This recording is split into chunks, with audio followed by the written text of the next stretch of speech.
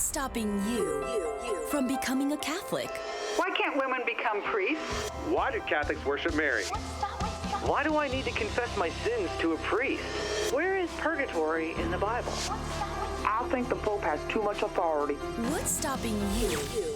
You are called to communion with Dr. David Anders on the EWTN Global Catholic Radio Network.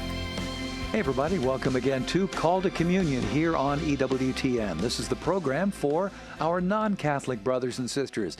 If that's you, if you are non-Catholic, maybe you were a Catholic years ago, an active Catholic, stepped away from the faith for whatever reason, or maybe you've never been a Catholic, but you've got some questions about the Catholic faith, we are here for you, okay? We are one of your sources to get those questions answered. Here's our phone number, 833-288-EWTN. That's 833-288-3986. If you're listening to us outside of North America, please dial the U.S. country code and then 205-271-2985. If you're watching us on TV today, you can participate as well. Shoot us an email. I'd love to get it from you at ctc@ewtn.com, ctc@ewtn.com. Charles Beery is our producer. Matt Kabinski is our phone screener. Jeff Burson handles social media for us. If you want to ask a question via YouTube or Facebook, we are streaming there right now. Just ask your question by putting it in the comments box. Jeff will see it. He'll shoot it to us here in the studio, and hopefully we can get it answered on today's program.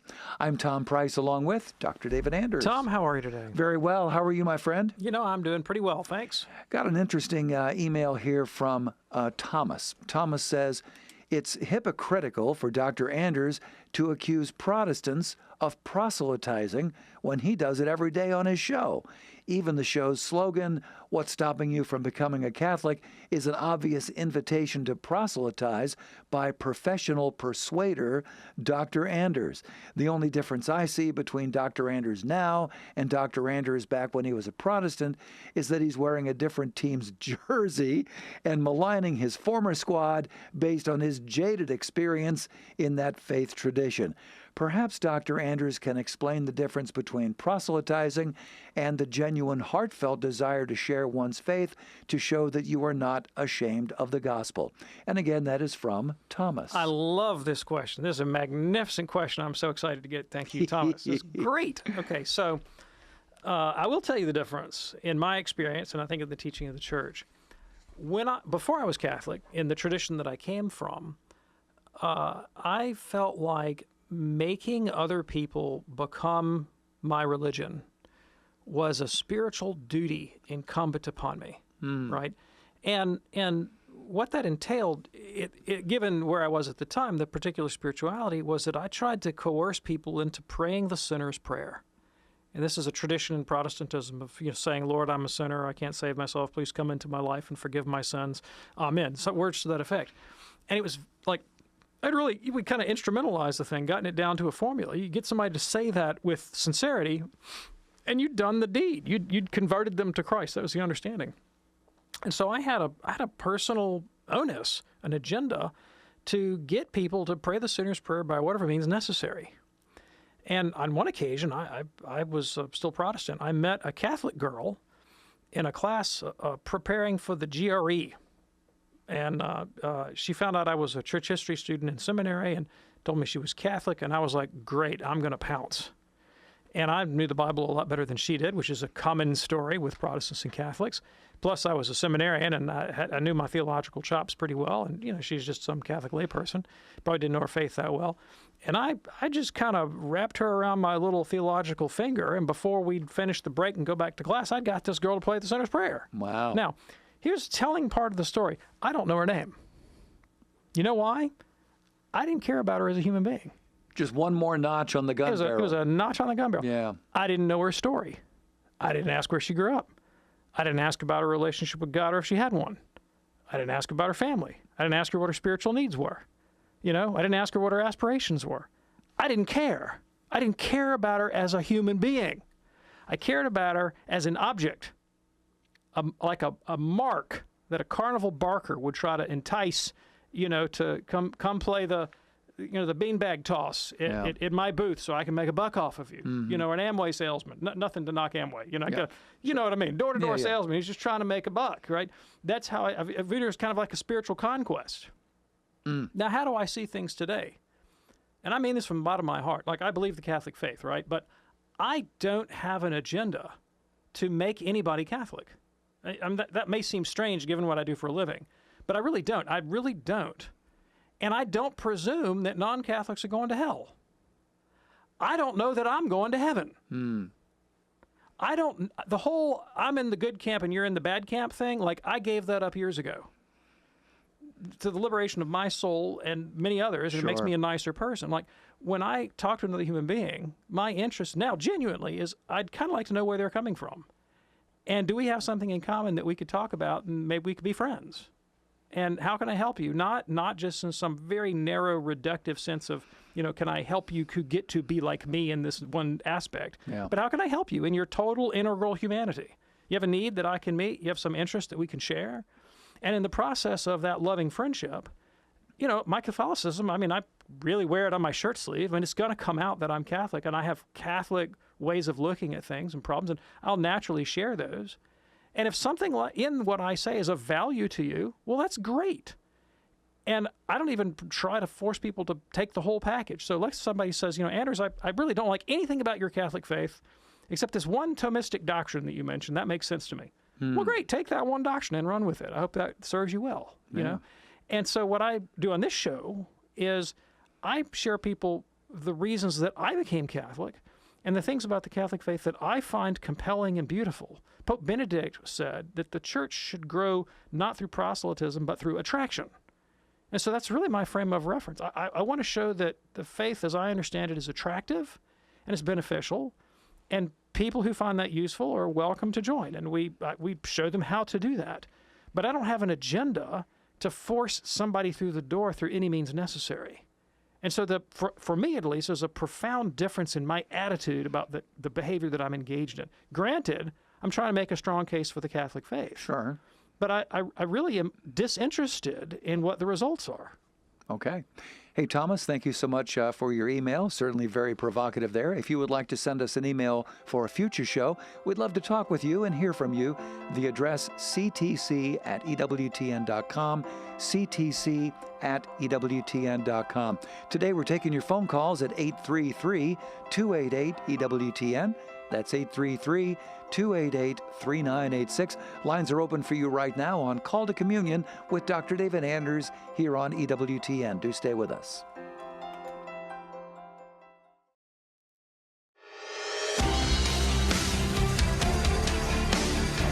Glad you could join us for Call to Communion with Dr. David Anders here on EWTN. We do have lines open for you right now if you have a question for Dr. David, and that number 833-288-EWTN. That's 833-288-3986. Alexander is watching us today on YouTube. Hey, Alexander.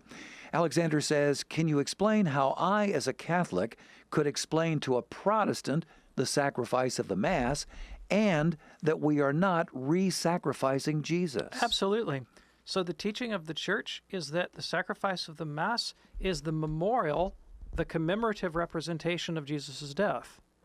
It is not causing his death. Memorial. So this is what Pope Pius XII says. I'm going to read you from papal encyclical Mediator Dei. For by the transubstantiation of bread into the body of Christ and wine into his body and blood are both really present. So that's the doctrine of transubstantiation. We all believe that as Catholics. Now the Eucharistic species. Now what's a Eucharistic species? That's the visible elements that still remain on the altar. Mm-hmm. What looks like bread, what looks like wine. Now the Eucharistic species under which he is present, and this is the Pope's language, okay, symbolize the actual separation of his body and blood. Thus, the commemorative representation of his death, which actually took place on Calvary, is repeated in every sacrifice of the altar. So what is the Pope saying? Because we have bread over here and wine over there, bread which both becomes his body and is the symbol of his body, wine which both becomes his blood and is the symbol of his blood, the body and blood are represented, shown forth, demonstrated, displayed for us on the altar in a state of separation. Body over here, blood over there. So the death of Christ, the actual historical death that took place on Calvary, which is the separation of his body from his blood, right, is represented by the double consecration of the elements. Bread over here, wine over there.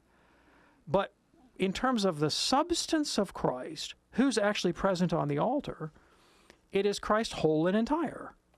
Jesus, seated at the right hand of the Father, as he now lives, is living and present to us on the altar. So we don't have a dead Jesus on the altar. We have a living Jesus on the altar, but in a manner that commemorates his historical death. Okay, now that's critical. St. Thomas Aquinas says the same thing in question 83 of the Summa, part 3. He says the celebration of the sacrament is called a sacrifice because the images of things are called by the names whereof they are images. In the same way that we would say, look at this is Thomas I'm quoting here, we look at a picture or a fresco and say that's Cicero or that's Sallust. Okay? So it is a sacrifice, but in an analogous way, not through the immolation of a victim, but by the commemorative representation of the physical immolation of a victim. So that's critical. It's Thomas's doctrine. It's the doctrine of Trent. It's the doctrine of Pope Pius XII. There's another respect in which we can connect Calvary and the Mass and the sacrifice of the altar, and that is through the sacrament. The power of Christ's sacrifice, the effect of Christ's sacrifice, the atoning value of Christ's sacrifice is made effective in us. So the sacrifice of the Mass as a sacrament, which conveys grace, conveys to us the effects of his actual sacrifice on the cross 2,000 years ago, right? And here's a third way. The performance of the rite, the actual performance of the ritual of the Mass in itself has a distinct propitiatory character, so that God regards the action, and this is what Luther objected to, as a work of value. So it's something that we do for God. It's something that we offer to God, and thus has the character of a sacrifice, but not the kind of sacrifice that requires the actual physical death or immolation of a victim. So that's the Catholic position. All right. And that's not what most Protestants think about the Catholic position. Most Protestants believe that Catholics understand themselves to actually be immolating Jesus, but we don't think that. All right, very good. Alexander, thank you so much for your question via YouTube today.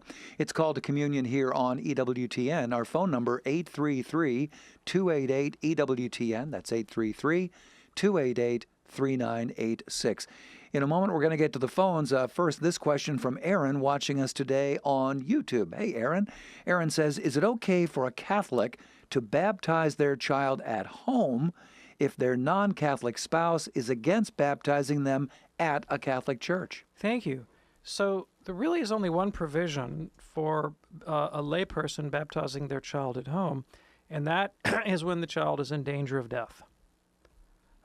So that's really the only provision for doing that. The duty of Catholic parents is to bring their children for baptism to the church to be baptized by a priest or deacon. Now, here's what I advise if someone is in this situation. Is there a priest that you know, that you trust, that you have a good relationship with, whose pastoral judgment you think is wise? Call this priest up and say, this is my situation. I want my child baptized in the Catholic faith. My spouse is deeply opposed. Can you help us come up with some kind of mediating circumstance? Okay. Where they're, like maybe the priest could agree to baptize the child someplace other than the parish. There are ways to skin this goat. Okay. Well, that's certainly good news. And Aaron, thanks so much for checking us out today on YouTube. Here's an email now from Helen. In Matthew 24, Jesus says, "But about that day or hour no one knows, not the angels in heaven nor the Son, but only the Father." Well, if Jesus and the Father are one, how can the Father know something that Jesus does not? Yeah, I appreciate the question. This is, of course, something that Catholic theologians have wrestled with for a very long time, and they've proposed a couple of different answers. Here's one of them. Christ as a human being, and he is, of course, fully human, and that includes having a human mind and a human brain, is someone that can learn. He can grow, he can develop. I'm not a cognitive psychologist, I'm not a neurologist. I don't understand what I'm talking about here, but my understanding is, when we acquire things, we put things in memory, particularly things like physical actions, even neural pathways get laid down in the brain. We actually grow neurons in the brain that facilitate doing that in the future. So you look at piano players, for example, that their brains are not shaped they're shaped differently from non-piano players, okay? And they develop neural capacities through, thousands of hours of use that don't come built in. You have to develop those. There's no reason to think that just because Jesus as God knew everything there's to know about pianos, which of course he did, right? The human brain of Jesus did not come fully loaded with the skill of a professional piano player. Like, as a human being, Christ could have, if he decided to spend his time this way, he could have practiced the piano, and he could have acquired the skill, grown the neural pathways, changed his brain. Acquired knowledge was something that was available to him as a human. If that were not the case, he wouldn't have been human. I see. Right? So we talk about the acquired knowledge of the human mind of Christ. The human mind of Christ had not acquired any public revelation about the timing of the second coming, any more than any other human had that acquired knowledge, right? But as God, he would have had, his omniscient divine knowledge of that event, and that's just not what he was talking about in this instance. All right, very good. Glad we could clear that up. Thanks so much for your question. If you're ready now, let's go to the phones at 833-288-EWTN. We begin here with John in Vancouver, Washington, listening on the great Modern Day Radio. Hey, John, what's on your mind today, sir? Good afternoon to you. Good morning to us on the West Coast. Howdy. Okay, this is a question on behalf of my son, Mark, who's 52-year-old, cradled Catholic, not practicing. He was here last week. We were going to call in together, but things happened at home and we couldn't make it during the show. So I'm going to read Mark's statement. He laid out a statement for me. I don't want to misrepresent him. He says, okay. I am someone who is now 52, grew up in a Catholic environment, and attended Catholic college in the late 1980s. And he had all the sacraments through confirmation. No, sorry. That's okay. That's okay. Since that time, we have become aware that some of our clergy were committing egregious acts against the faithful, and therefore were in an ultimate state of sin while administering our various sacraments. And, so it happened with the folks at the Catholic University, and it happened in his high school years in the case of the bishop. So he says, well, I was not a victim. It begs the question how clergy in this severe state of sin can successfully administer any sacraments. It would seem to me that sacraments administered by clergy in this state of sin would be invalid or null. Please explain, and I'm taping it so my son can hear it. Okay. Yeah, sure. Thank you. I really appreciate the question. So obviously this is a very old problem in the Catholic Church. It predates the current crop of scandals that we had in the last 20 years. And the problem really came to a head theologically in the 4th century in North Africa, because there was a group called the Donatists that maintained this position. They said, well, for a priest's sacraments to be valid, he has to be morally pure. Only our priests are morally pure. You Catholics don't have morally pure priests. Therefore, only our sacraments are valid. Now, St. Augustine was the Catholic sort of opponent to that position. He laid out what is now the Orthodox Catholic response. It boils down to this. If the priest had to be morally pure to validly celebrate the sacraments, no one would ever be able to know that they'd had a valid sacrament. Because, okay, so let's say the priest who baptizes you, the priest who marries you, the priest who gives you communion or absolves you, he dies in good standing and he's buried and everybody mourns him and you move on. Does that give you certainty that secretly he wasn't in mortal sin? No, it just means you don't know that he was in mortal sin, but it's certainly possible that he was. Sure. And so you would never have certainty. Now, the whole force and value of a sacrament, well, not the whole force and value, but a significant portion of it, is that it is a sign. Now, it's a supernatural sign, it's an efficacious sign, but it works in our psychology, in our cognition, through its signification. And so it's necessary that we have certainty about the validity of the sacrament to know that the sign has been presented and the grace has accompanied it so that I can interiorize it and make it active in my life. I need to have objective certainty in the validity of the sacrament for it to do its work properly in me. Mm-hmm. And but the moral status of the priest is not something about which I can ever be objectively certain. So the demand that the priest be morally perfect for the validity of the sacrament runs contrary to the very nature of a sacrament, which is to give me something objective that I can be sure of. Mm-hmm. Okay. Now, so validity is not necessary for the priest to be in the state of grace to offer the sacraments validly. But now I need to draw a distinction. There is a distinction between the validity of a sacrament and its efficacy. Because it is evident that two people can receive a valid sacrament, and it can have a greater effect in one person than another. One person goes to heaven, one person receives the same valid sacrament and goes to hell. All right? It wasn't as effective in one person as another. Now, there can be lots of reasons for that, mostly on the part of the recipient, right? Whether they cooperate with the grace that's been offered to them. Mm-hmm. But the holiness of the priest can also have some meaning here, right? Let's say you are confirmed by an immoral priest who is bitter and prejudiced and self-seeking and narcissistic and self-aggrandizing or whatever. Mm. And so while he's celebrating the sacrament, he's also scandalizing you. Well, obviously, that's going to have an effect on your ability to assimilate the grace of the sacrament. If you become scandalized, you're far less likely to cooperate with the grace that was given to you. Mm-hmm. And thus, it is profoundly important that priests be properly disposed to celebrate the sacraments and do so worthily, because the scandal they cause to the faithful can be very, very, very damaging, can be devastating. And so just because their sacraments are valid does not give them a pass on their immoral behavior. And that's why Christ said, if you cause one of these little ones to stumble, it would be better to be thrown into the sea with a millstone tied around your neck. Yeah. John, thanks so much for your call from Vancouver. That opens up a line for you right now at 833-288-EWTN. That's 833-288-3986. Call to communion here on EWTN. Janet sent us an email. Did God, presumably here God the Father, did God know that the Blessed Mother would say yes to becoming the mother of Jesus? And if we have free will, how could she have been immaculately conceived ahead of time? Sure. Appreciate the question. Yes, God knew that the Blessed Virgin would say yes. How does God's foreknowledge not interfere with our freedom? Well, I'll give you a human analogy.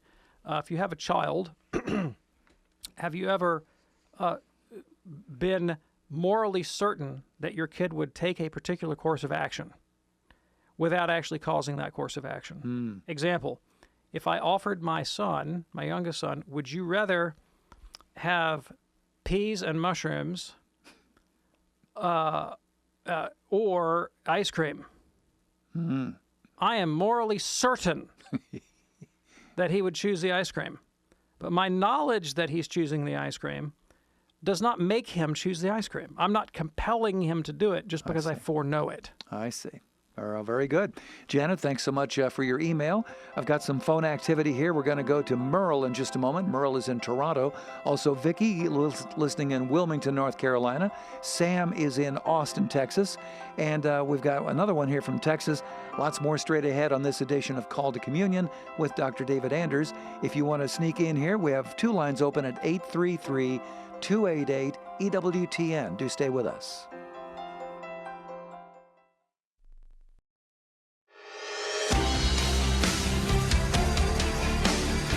Hey, what's stopping you from becoming a Catholic? Let's talk about that on EWTN's Call to Communion with Dr. David Anders. Our phone number here, 833-288-EWTN. That's 833-288-3986.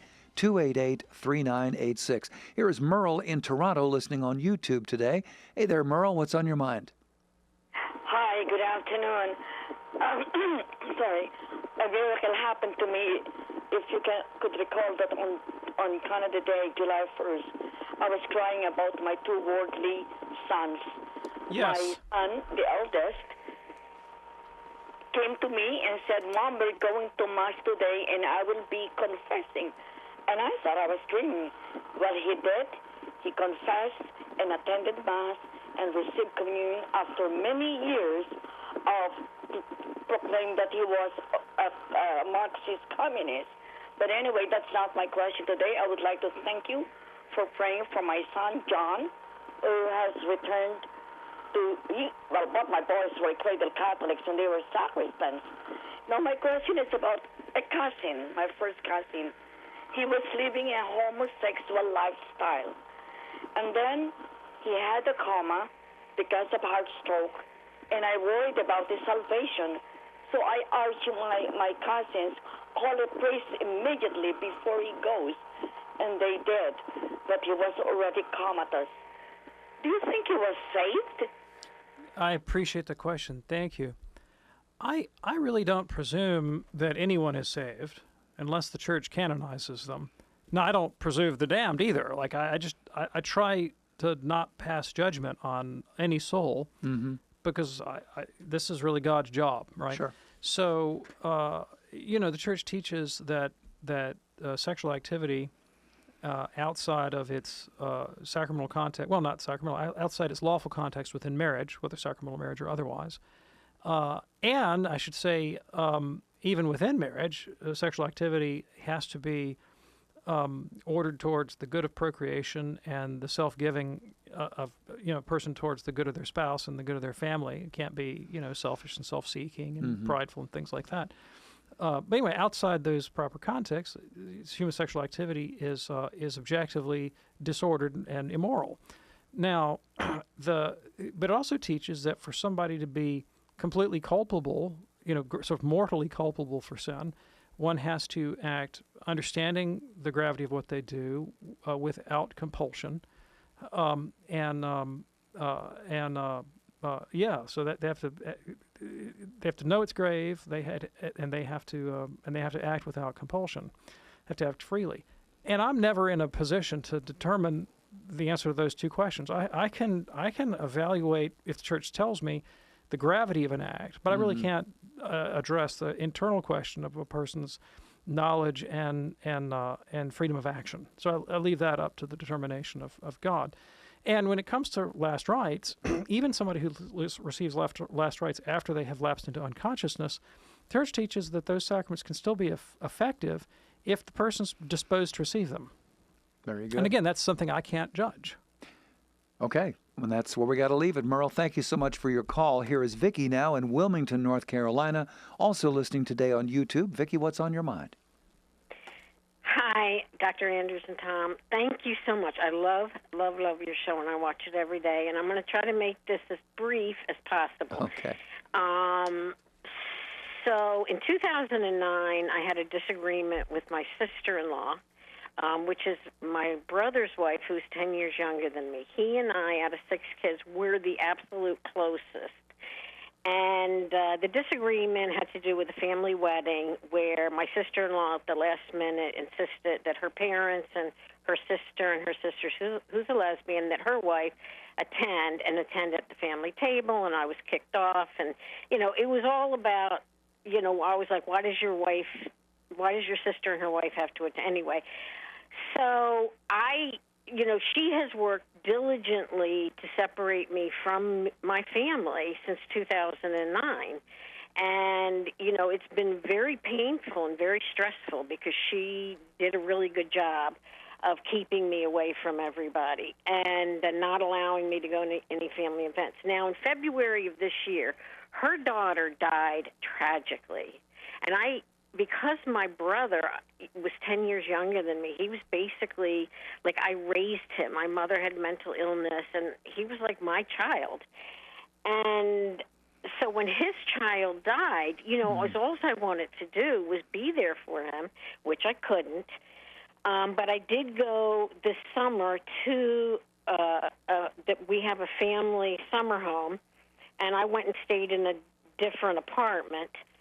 But and I saw my brother, and I tried to run to my sister-in-law and hug her, and she just ran in the opposite direction as fast as she could. Yeah, Vicki, how can we help you today? Okay, so the thing is that she's told my brother that she will never forgive me, she will never have anything to do with me, and that she intends to just keep it like that. But my brother told me, he said she will not talk about you to any family members. This is just between her. I just recently found out that she is now working on my family members so that I can never be a part of the family again. Okay, David, yeah, you know what? We're kind of running short on time here. David, any thoughts? This is just a tragic story. Oh, it really is. It's heartbreaking. It's terribly sad. And my heart goes out to you, and I'm so sorry for the wound in your family and for the loss of this daughter. And it just sounds like a big mess. Yeah. And so, what can we do about it? Well, a little bit beyond the purview of this show, which tends to be more apologetical and theological. This is kind of Dr. Popchak and Dr. Garendi's, this is kind of their can of worms. But I'll do the best I can. Although I would advise you also to talk to the therapists we have on the air. They deal with this kind of stuff all the day. Number one, you can't control anybody else. Yeah. You really can't, And I tell a lot of people when they say, how can I make my relative, maybe come back to the church or become Catholic or do whatever, I really don't think we can do much beyond exemplifying the virtues that we think they lack by not being Catholic. The whole point of being Catholic is that I can grow in charity and virtue and wisdom and prudence and these things, and by charity and virtue be united to God. So presumably, if you think somebody needs to come to church, you think that they need to grow in some charity and virtue. So my recommendation is make sure you're exemplifying the charity and the virtues that you think they lack. Not so you can lord it over them, but so that you can shine on them. Jesus says we are to be lights, not sledgehammers, right? Sure. And Pope Benedict, I quoted earlier, said the church grows not by proselytism, but by attraction. So be attractive, by the character of your life. Now, let's say you do that and it does not move the needle at all. I'm terribly sorry. I'm really sorry. I know how painful that is, and really I do know. I trust me, I know. And we have to learn, those of us who have suffered loss of relationships, that I can't let my happiness be dependent on changing somebody else's obstinacy. Yeah.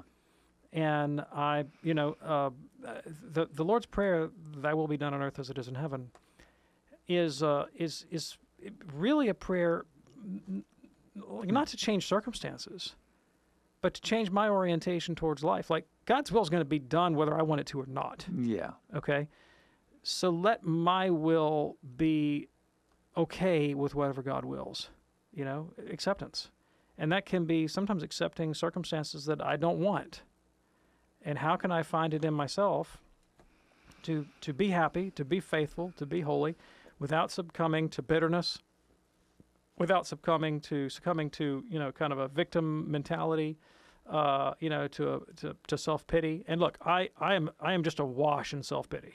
I am a self-pity machine. Okay, I have it within me to carry deep bitterness and to feel aggrieved and to hold it over other people. And I can do that all day long and twice on Sunday. So I understand the depth of it. But if I don't deal with that, I'm just hurting me. Yeah, that's all there is to it. Vicki, please know that we will be praying for you and for your situation, because we do that for all of our listeners. Thank you so much for your call. Let's go now to Sam in Austin, Texas, listening on YouTube this afternoon. Sam, what's on your mind? Hi, thanks for taking my call. I was curious about something. I didn't know if I had the right understanding of it, but I've heard where they say that the only unforgivable sin is a sin against the Holy Spirit. But within Matthew 6:14, after the Lord's Prayer, it says, "For if you forgive men their trespasses, your heavenly Father also will forgive you." And then verse 15 says, "But if you do not forgive men their trespasses, neither will your Father forgive your trespasses." So do I have that understanding correct? Where is that considered a sin against the Holy Spirit also, or I'm trying to figure out. Yeah, it's a great question. It's a wonderful question. No one has ever sort of lined up those two texts that way precisely in a question to me before, so I really appreciate it. So here's how I don't, just kind of off the cuff now. I'm trying to just playing on the fly. Sure. Here's how I'd grasp that. What does it mean to be in union with God? What does it mean to be in union with God? It does not mean that I hold certain propositions in my mind. And a lot of people think that. A lot of people think, well, if I just believe the right things about God, then I'm good with God. And that can become, like my agenda can then be, well, I'm going to go out in the world and make sure everybody believes the right things about God. I'm going to be a sledgehammer and hammer all the truth into people. But believing certain propositions about God is not what unites us to Him. What unites us to God is love. Love and the virtues. That I love the good that God is. God is love. Yeah. He's also rationality and truth and goodness, right? And so I'm really not in union with God unless my will is attuned to His will, to the love that He is, to the goodness that He is, to the truth that He is. In the same way that, if you strike a key on the piano, you bring another instrument nearby, it'll like pick up the resonance, the vibrations, and you'll start resonating in your guitar, if it's close enough to the piano. That's what we're like with respect to God if we're in union with Him. God strikes a note, so to speak. And if we are properly attuned or ordered towards Him, then it begins to ring and resonate within us as well. That's what it means to be in union with God. Now, just total forgiving love is His nature. And so if I am determined to bear a grudge against another human being, I am putting myself in a situation where it is impossible for me to be receptive to His wavelength, as it were. I'm not going to resonate with Him. It's like trying to set up a middle C in a block of concrete. Like it is not going to happen, right? And so that's why I have to forgive if I want to be forgiven and reconciled to Him, right? That's a slightly different, and that's gonna last like my whole life. Now, if I keep doing that, if I keep not resonating with God, and settled on my determination not to forgive until the last moment of my life, until I die, at that point I will have committed the unforgivable sin, which is final impenitence. Okay, appreciate that. And Sam, thanks so much for your call today. If you are new to EWTN, let me clue you in on one of my favorite programs that has been on the air since practically day one, and that would be Mother Angelica Live Classics. We broadcast that on Tuesday evenings at 8 p.m. Eastern, right here on EWTN radio and television. Our EWTN foundress, Mother Angelica, shares her timeless wit and wisdom. Just love it. Miss her a lot. You don't have to miss her, though. Check it out on Tuesday evenings at 8 p.m. Eastern on EWTN radio and television. David, you know that as we come into the network, I don't know how you walk in when you come in, which door you come in, but the door that I come in, there's a big, beautiful picture of Mother Angelica. And I kind of, in my heart, I say, "Good morning, Mother." I say that every day. Well, there's more than one picture of Mother Angelica. Yes, that's true. Depending on, and so you can meet her at more than one entrance, but my entrance depends entirely on the traffic and where I can get a parking spot. That's true. And I have actually had to park off campus and run to make it to the network. But my worst episode was there was no parking spot anywhere at EWTN. It's totally taken. And as you know, there's this kind of like portico, in the middle where people go and eat lunch, but there is a driveway that goes up to it. And I was like, I got no choice. I drove up and I parked, like right in the middle, like not a parking spot. And then I got off the air, and let me tell you, security was not happy with me. No, they weren't. They let me know, like, you may not do that again. Word to the wise. Leave a little bit earlier. All right, let's go to Ricky in Omaha right now, also listening on YouTube. Hey, Ricky, what's on your mind today? Hey, guys. Thank you for taking my call. I really appreciate it. I'm a non-Catholic, but I'm investigating, and there's things in my investigation that I really found to be quite beautiful and good answers for, but there's other things that I'm struggling with, and one of those things is the bodily assumption. In particular, I don't remember if I made the the statement, Pope Leo, I want to say, talking about the bodily assumption, and I'm going to butcher the statement here, but I'm paraphrasing that those that reject that have shipwrecked the faith.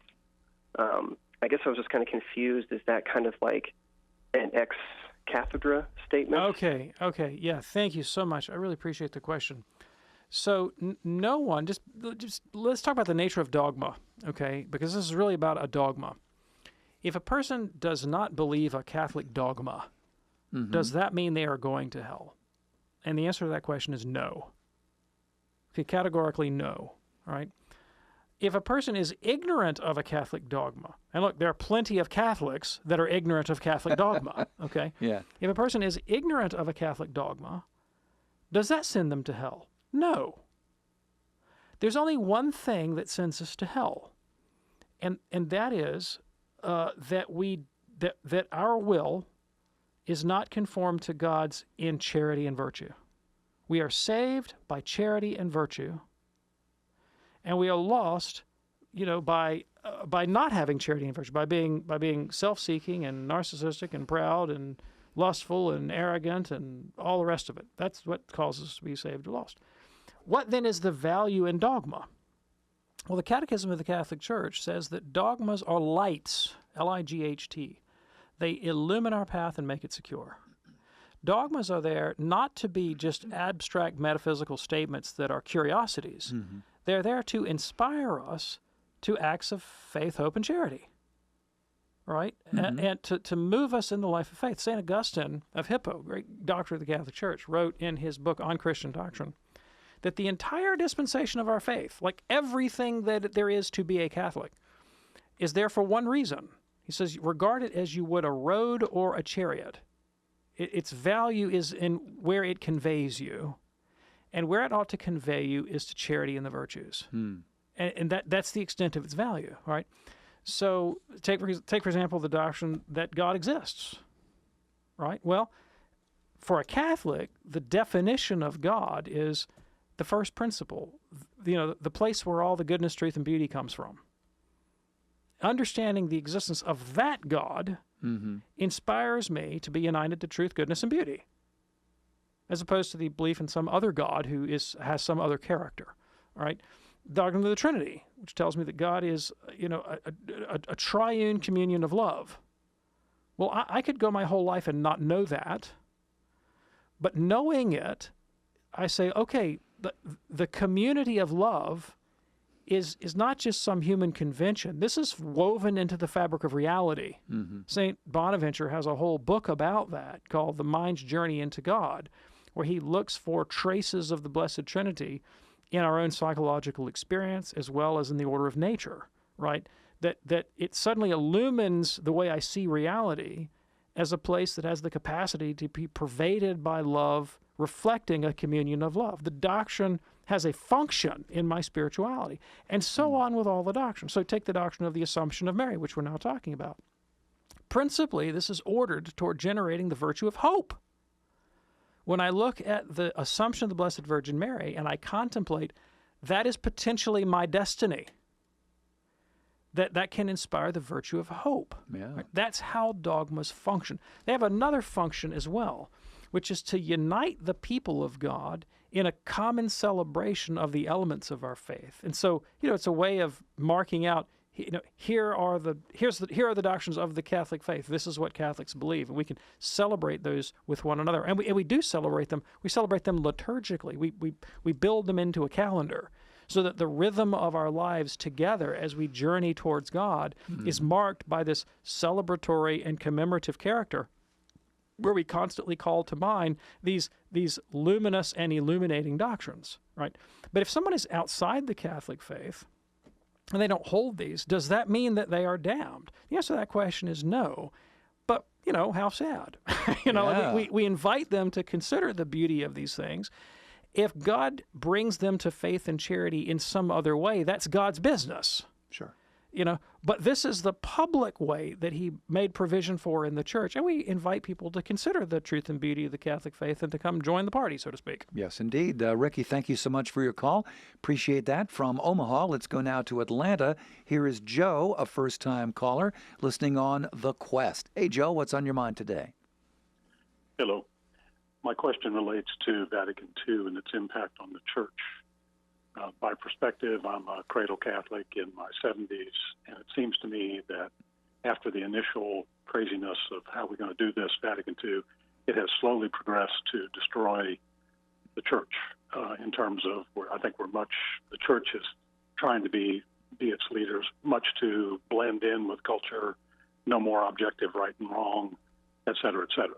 So my question is, has the church gone through periods where the leaders convened the council in the past and there was great upheaval? It looked like the church was going down the tubes, but it pulled out and it came out okay? Or, nope, this is the first time we've ever done this, and that sort of thing. So it's just, I think Vatican II didn't work the way we wanted it to. What's the history of these kind of councils? Sure. I really appreciate the question. I have to say in advance, I don't share your interpretation or assessment of the significance of Vatican II, but that being said, I can still answer the question about history. Every single council, every single ecumenical council the Church has ever held has been an occasion for profound foment and discord and violence, even warfare. Yeah. And so after the Council of Nicaea, which proclaimed the dogma of the Trinity, it's not like all the Arian bishops just went along with it and swallowed it and said, okay, we'll all become Nicene Trinitarians now. No, Arianism persisted for decades in the imperial throne even, and the Arian party actively persecuted the Catholic party, and as is wont to be the case when people's lives are at stake, a lot of the bishops went back over to the Arian party, and there was a document called the Blasphemy of Sirmium. That's how it's come down to history. It was a doctrinal statement that the Arian empress had pushed on the church, and of the assembled bishops that gathered for that false council, all but 7 affirmed the so-called Blasphemy of Sirmium, which led Jerome, writing the history, to lament and say the whole world groaned to find itself Arian. Right. Wow. So I mean, like the Nicene party was a minority in the clergy and the episcopacy, and they were under great pressure, right, to conform. Mm-hmm. After the Council of Ephesus, the Nestorian party split, and the church went into schism. The Nestorians went into schism. Many of them fled to Persia. The world is part of the world is now Iran, and Nestorian Christianity continues to this day in disunity from the Catholic faithful. After the Council of Chalcedon in 451, the so-called Monophysite party, many of the Coptic, Eritrean, and Syrian Catholics also went into schism and split off in a sect apart. Never affirmed the Council of Chalcedon. Still don't affirm the Council of Chalcedon, and that's another wound to the Church's unity. Of course, both before and after the Second Council of Nicaea, which was about the iconoclastic controversy, there was great persecution and violence. And let's not forget the Monophyllite controversy, where Maximus the Confessor lost some of his body parts and eventually his life in defending the Orthodox position. So I mean, there has hardly ever been an ecumenical council that wasn't occasioned by and resulted in chaos, warfare, persecution, heresy, you name it, right? We've been here before. Every single solitary time, right? Just about. I don't remember there being a huge outcry against the Fourth Lateran Council, but there's been plenty. Now, in terms of the Second Vatican Council, I think to blame sort of cultural woes of the present era or even of the church hierarchy on the Second Vatican Council is to engage in the fallacy of post hoc ergo propter hoc, which is to say that because something preceded the present circumstances, it's necessarily the cause of the present circumstances. And I think that's monocausational and reductive thinking. And I just think that society and culture are far more complex and cannot be sufficiently accounted for or explained in terms of one singular historical event. for myself, for my own personal journey into the Catholic faith, Vatican II made me Catholic, among many other influences, because I found its doctrines both true to Scripture, tradition, history, reason, and so immensely salutary for me and inspired me in my love and hope in the Catholic faith. And I am a great champion, as the whole Universal Church is, of the Holy Ecumenical Council, Vatican II. All right, Joe, thank you so much for your call. Hope that's helpful for you. We couldn't get to Cindy in California. Please call us back the next time that we're live. We would be very glad to put you at the head of the line. That's all you have to do, and looking forward to that. Dr. David Anders, thank you, sir. Thanks, Tom. We do this program Monday through Friday on EWTN Radio, 2 p.m. Eastern, with an encore at 11 p.m. Eastern. On behalf of our fantastic team, I'm Tom Price, along with Dr. David Anders. Hey, thanks for joining us. See you next time here on EWTN's Call to Communion. God bless.